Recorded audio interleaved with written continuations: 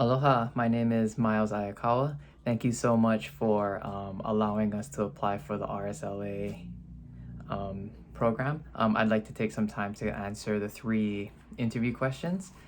Going into question number one, think about a time in the last school year when you experienced a conflict with a coworker, manager, or a community member. I think the most recent conflict that I can remember was at the end of the first semester of school, and report cards had just gone out. And one of my parents, she had emailed me asking me how her daughter could have dropped in grades. She was asking a bunch of questions like, where did this come from? If she was struggling, why didn't I contact her? And I replied back with a response kind of explaining how her daughter kind of arrived at the score that she was at and my philosophy on grading. And the reply that I got back, just from the tone in the email, seemed very upset, very angry. The parent went on to even say that she's a part of the DOE and we need to maintain clarity and transparency, even though we are from a charter school. And immediately I felt, oh my goodness, I thought my explanation, it wasn't meant to be one where I'm saying that the parent is wrong and that they're unjustified. But I think just my message did not get across because, of course, when you're typing or you're texting, it's really difficult to get words across. So eventually we met on Zoom, and my entire approach with talking to this parent was just out of humility. I didn't want to come from a place where her thinking and her opinions were not grounded in reason, but more just to kind of listen to where they're coming from and to see if there's a way that I can work with her to address the concerns that she was having. What it came down to was just that my communication as her daughter's teacher wasn't as good as it could have been, in terms of keeping them updated with what was going on in the classroom. So kind of what transpired from this Zoom meeting with them really turned into a conversation just about just the status of schools, public school or middle school versus an elementary school where she was working at. And what was at first a conversation that I was really having a hard time getting ready for, I was really nervous, it really turned into one, I guess, a partnership in which this parent is now willing to kind of work with me, offer her opinion, offer her insights on some things, on plans that I have with the classroom.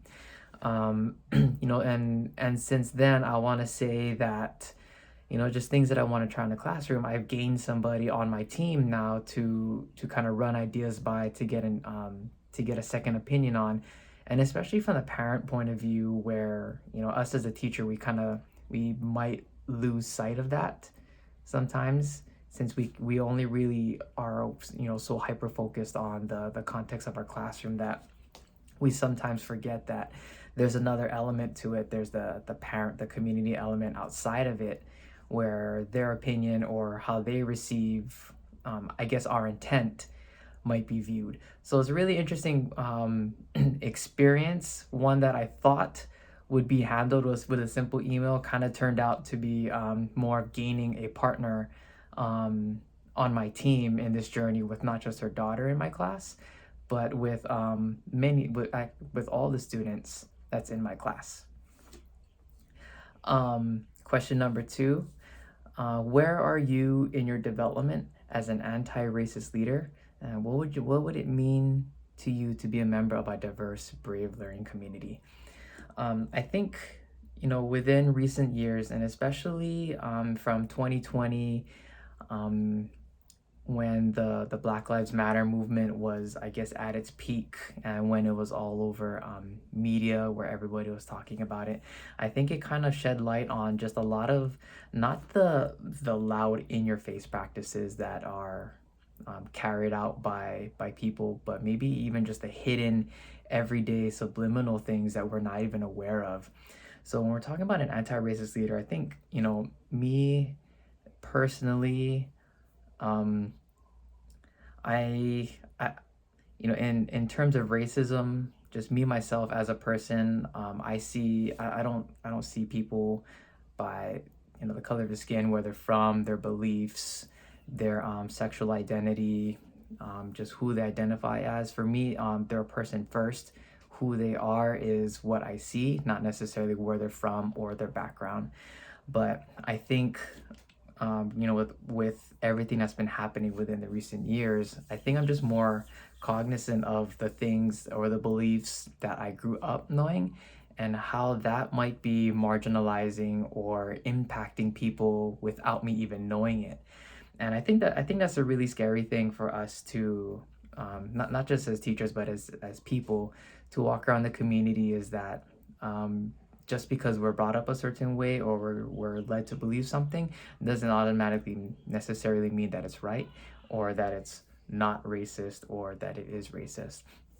So I think, when I think about what it means to be part of a diverse, brave learning community, what I really hope is for, actually, I think this is what it would be, was just for a lot of people with a lot of open minds to come together and really lay out issues and kind of talk about them, not to point fingers, and not to point blame, or to figure out where things came from, but how to move forward, how to unpack issues, how to figure out what is the root cause, and how do we go about dismantling beliefs that are just so prevalent in the community.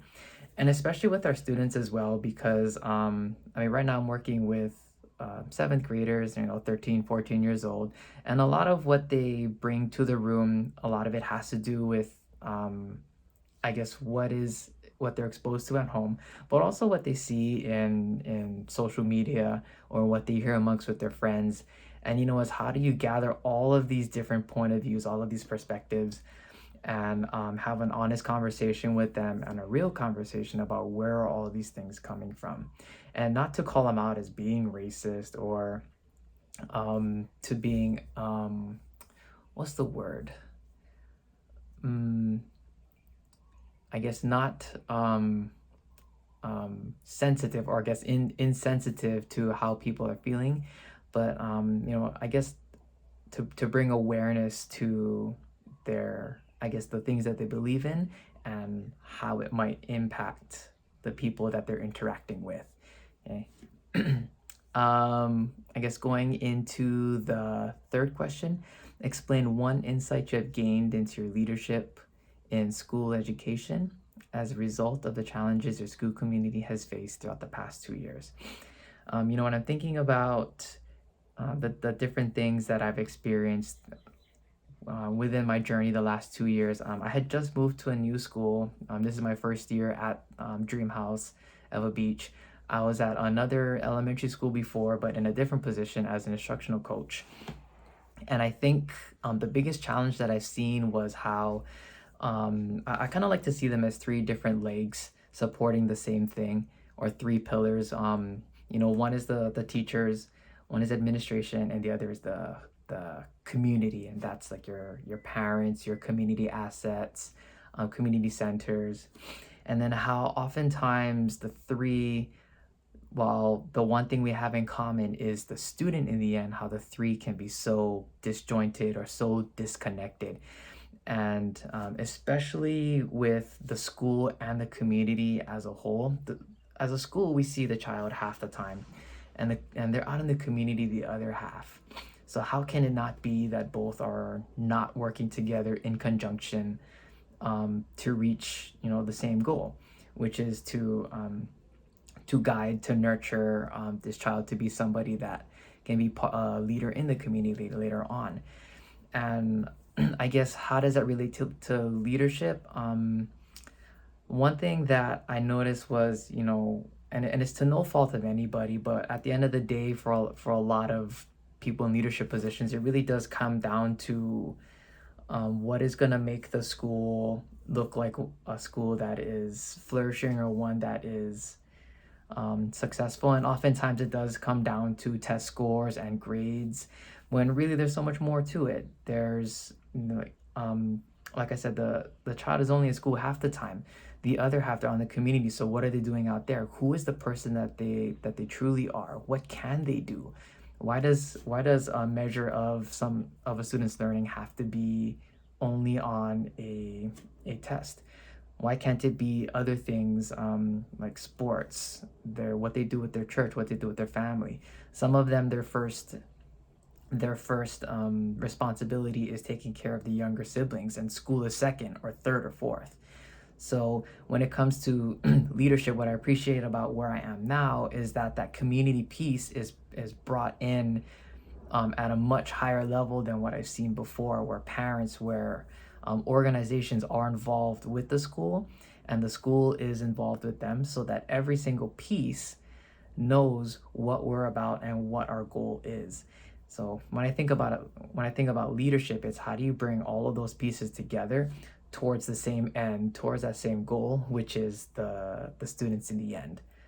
So hopefully, by being a part of this program, like I mentioned in my essay, in my short essays, is I think where I failed as a pseudo school leader in the past was, I guess, lack of mentorship, lack of guidance on what is an effective way to lead adults. I think I'm pretty good at leading kids or children, but when it comes to adults, I think the approach is very different, and that's what I didn't know, and that's what I didn't have.